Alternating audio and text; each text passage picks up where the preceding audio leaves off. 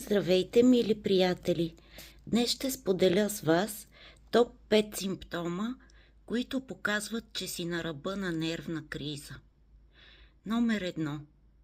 Да се усещаш постоянно претоварен, че не можеш повече, че не издържаш вече напрежението, което се събира от теб и което те връхлита.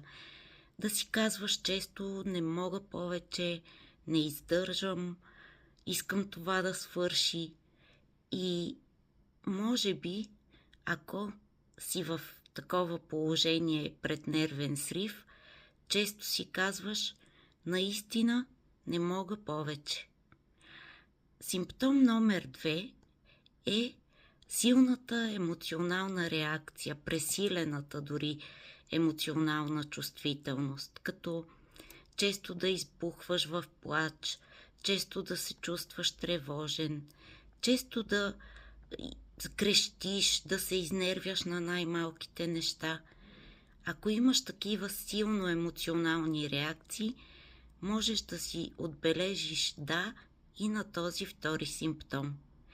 Третия симптом, който показва, че си на ръба на нервна криза, е това да нямаш енергия, нито физически, нито психически, умствено, ментално, да се чувстваш постоянно изморен, да се чувстваш, че нямаш сили да си вършиш ежедневните неща, да нямаш и желание за тях и постоянно да изпитваш една преумора и просто нищо да не ти се прави.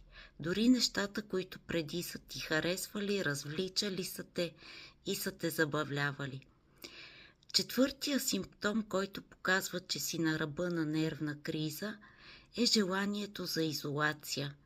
Да се затвориш вкъщи, да стоиш сам, да няма хора около теб, да не водиш разговори.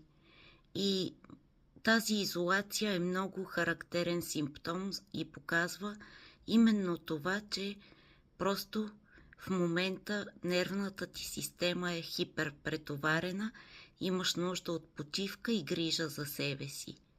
И симптом номер 5 са силните физически усещания. Може да усещаш сърцебиене, задух, стягане в корема, силно главоболие, изтръпвания по крайниците. Може да изпитваш и невралгични болки във всяко мускулче по тялото или в дадена област. И ако отговорът ти е, че изпитваш